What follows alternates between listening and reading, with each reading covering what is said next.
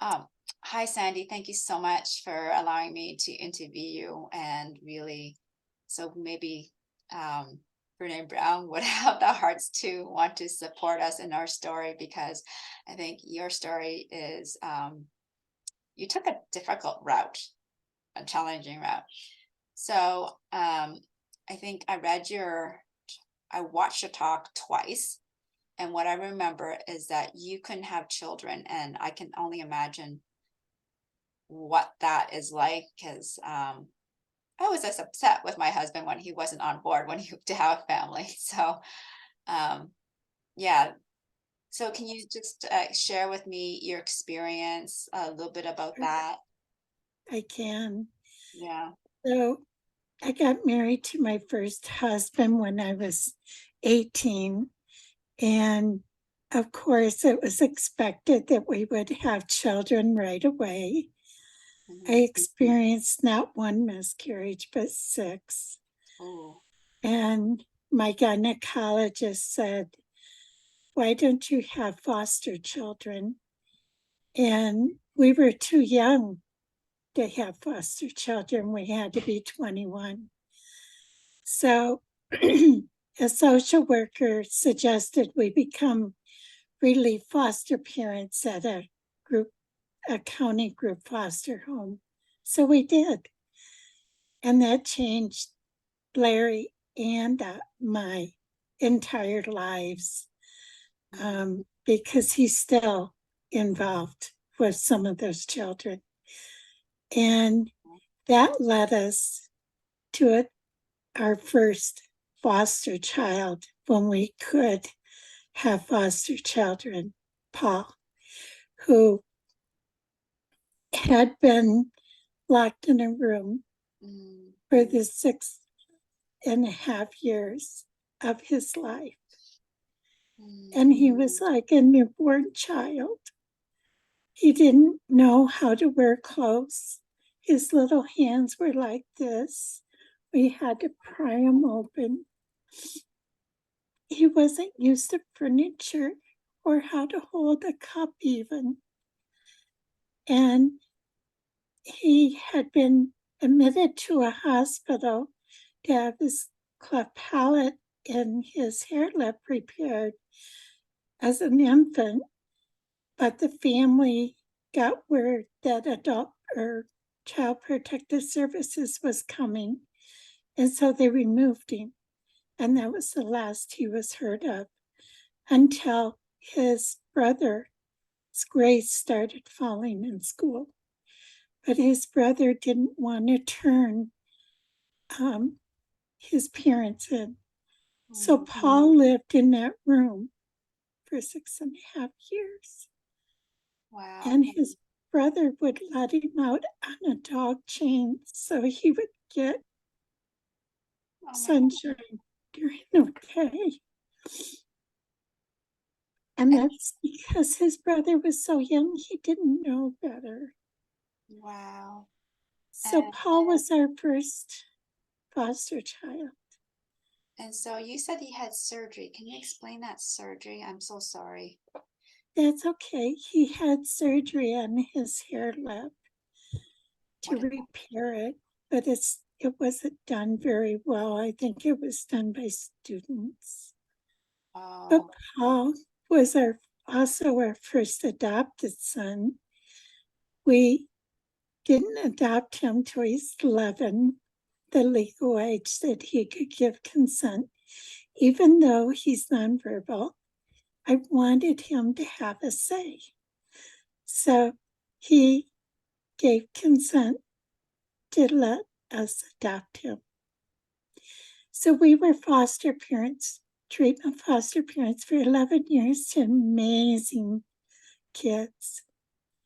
And out of that, I could go on with stories and stories of empowerment and Wow. the vulnerabilities. But we also adopted three other children. Lisa, at age 4.5, who had been held under a scalding shower by her birth mother, had her head pounded on the floor because that's what her mother did. And now she has traumatic brain injuries and impulse disorder. Almost killed me one day when I was on the phone trying to get help for her. Mhm. And Kelly and Andy, brother and sister, and we could have adopted them when we adopted Lisa. But I said no, because we didn't want to adopt teenagers. They were 10. And let's see, they were 10. We adopted them when they were 11 and 12. So they would have been 10 and 11 at the time we could have adopted them. But when the caseworker called and said Andy had had a 2x4 used on his back, I said, yes, we will adopt him. And Kelly has since passed. Oh. So And now I'm raising Kelly's grandson, or my grandson Joseph, with disabilities. He has fetal alcohol syndrome. All these amazing kids have blessed me. right. And that's why I started my company, Self-Directed Choices, Yeah. so that I could help other parents and people be empowered to be able to have person-centered lives. Because I, as a parent, didn't know about the resources when Lisa needed help. I had to place her 3 hours away for 3 years. Yeah. Until You mentioned Lisa was placed 3 hours away for 3 years. Was her passing as a result of the way she was raised in the early years? Is that inflicted? that was Kelly. No, No, Kelly. Kelly had undiagnosed cancer, Oh. and it moved very quickly throughout her body, even her little heart. She was always very tiny. And I got a call from a social worker the day before Lisa's birthday, who told me they were going to put Kelly or Joseph in foster care. I said, no, you're not. I'm coming after him. And I was on the next plane to Michigan. I live in New Mexico. And I got Joseph and Paul, who was living with my ex-husband, in my care. Joseph had never even seen his father until after his mother died. And I had to get permission to bring Joseph to New Mexico. And you know what his father's question was? Am I going to have to pay child support? Oh my God. That was his question. Oh. That shows the amount of love he had for Joseph. I'm sorry that Joseph had to deal with that, has to deal with that. So there was Paul, your first one. We had, I don't know the name. Is it possible that you can write in the chat what surgery he had? Because I can't. Sure. Okay, so I'm gonna write that in the documentation. Um,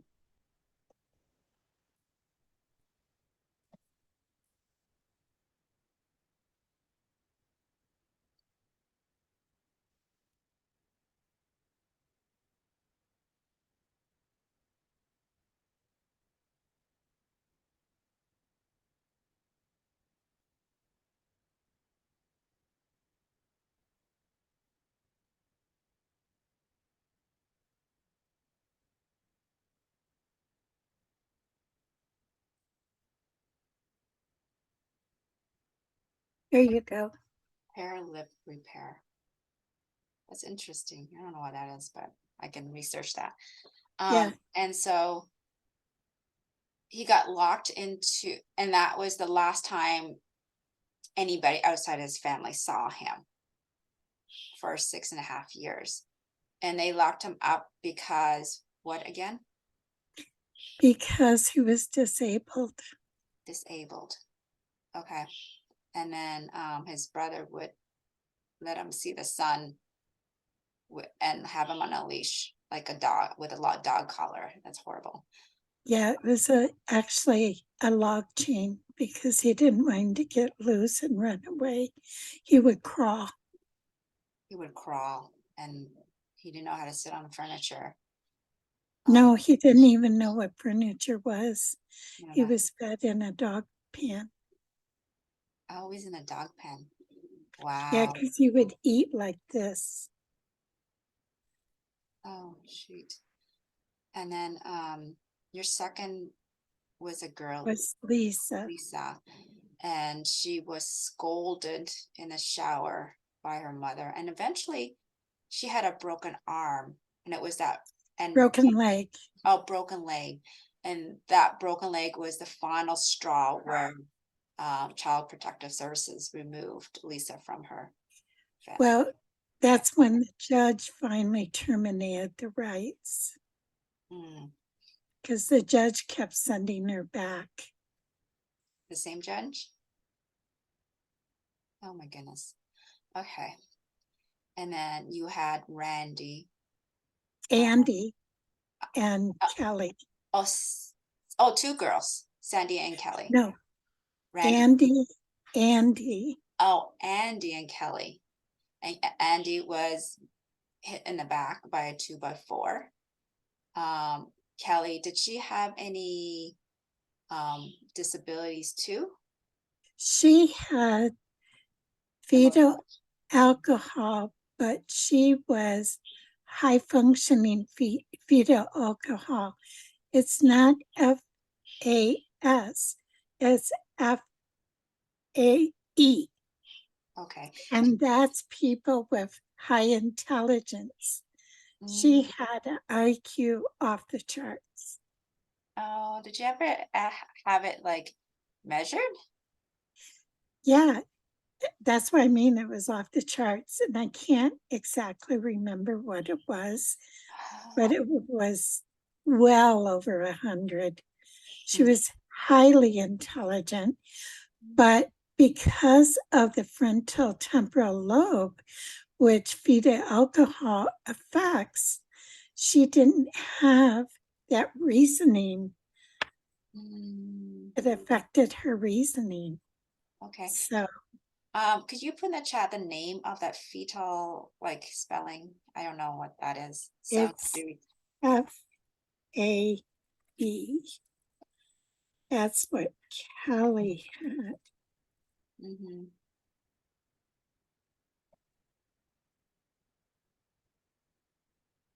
Okay. And you can Google that Okay. and you'll find out there's two types. There's also FAS, which Joseph has, and um, and that's when you have a developmental disability. Mm-hmm. And both of them are caused when when the mother drinks. Now there is research coming out that the father can also drink and affect the fetus. Oh, yeah. Okay. The sperm, right? Um, okay. And so can you go into details how challenging the process was to get resources for all your kids? Very challenging. It was before the internet. So Oh, everything was by phone calls. I used to have notepads after notepads of names, phone numbers, agencies, people not calling me back. And it was so overwhelming to get people services. And then when, that was before even the waiver. When I got Paul, we didn't even have idea the Special Education Act in the beginning. And then we did have idea, which was wonderful because then he had special education. So that was great. Now, and Lisa got special education, and Kelly and Andy were able to go to normal schools, but they didn't get the resources from DVR that they should have received because I didn't know about it. Kelly dropped out of school in her senior year, but she later went back and got her GED. So she did graduate in a sense. Oh, nice. And she does have another daughter, Alexandria, that chose to live with her grandpa Larry. So Joseph has a sister, Alexandria. And so Larry is the grandfather of the Larry's my ex-husband. Oh, Larry's your ex-husband. That's right, right. Okay. Oh, that's cool. You each have grandkids. Yeah, yeah. And then so before the internet and It was very challenging. yes. The resources. And every state, I've lived in 5 states with Joseph, all my kids, well, not all of them, with the kids. Larry and I lived in Michigan and Virginia. Now, since I remarried, I've lived in Michigan, North Dakota, West Virginia, and New Mexico.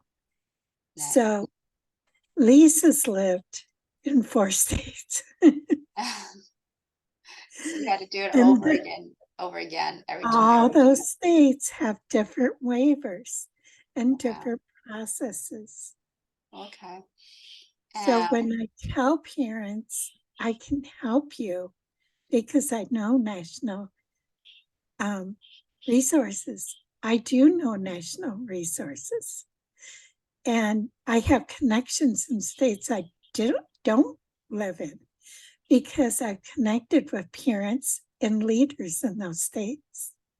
Because Wow. I sat on national boards. Oh, nice. And you do this connection and you don't charge for that. You don't get paid for this at all. No, that's very sweet of you.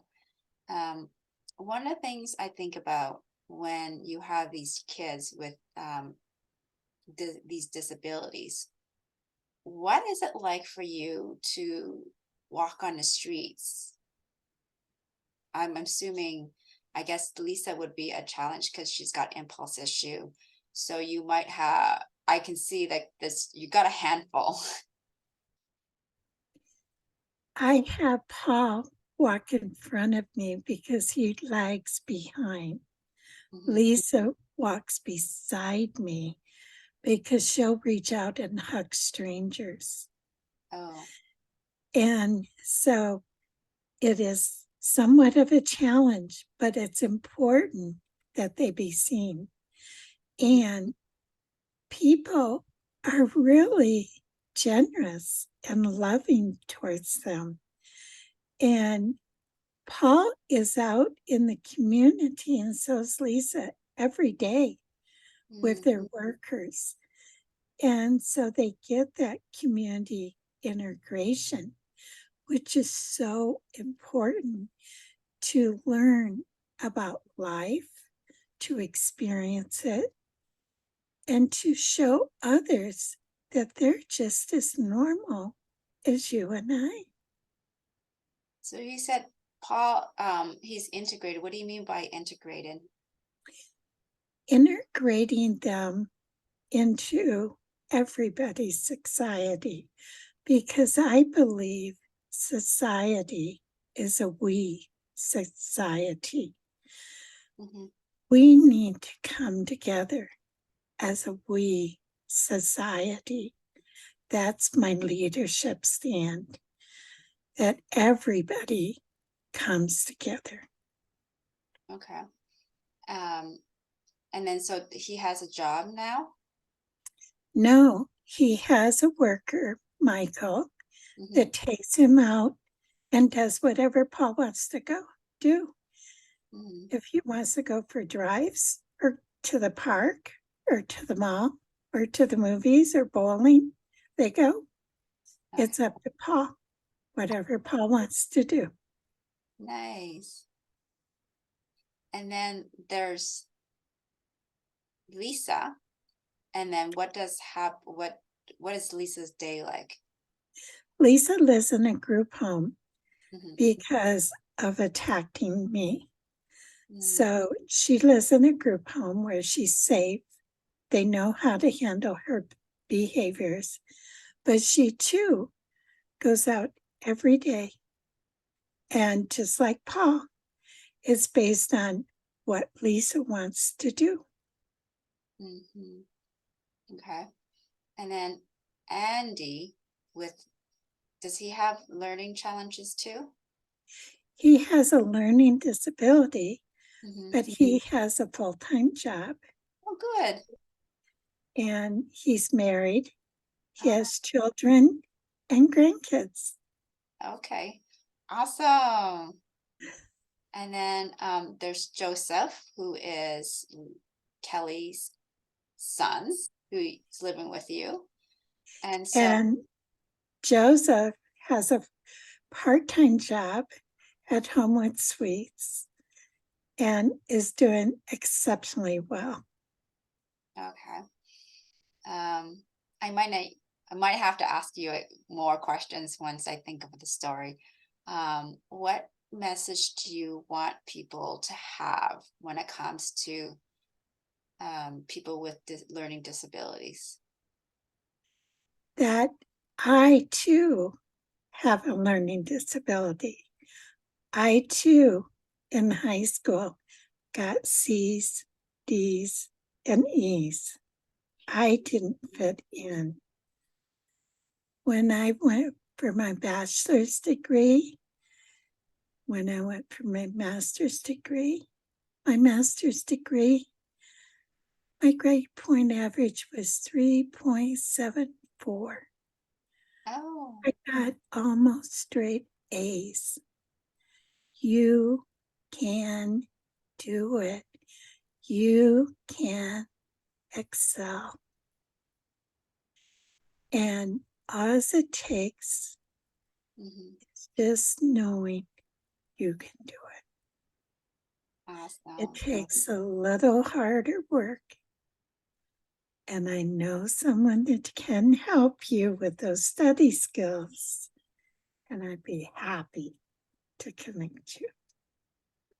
Oh, great. Awesome. Okay. I don't have any other questions now, so I'm gonna end the recording. Okay.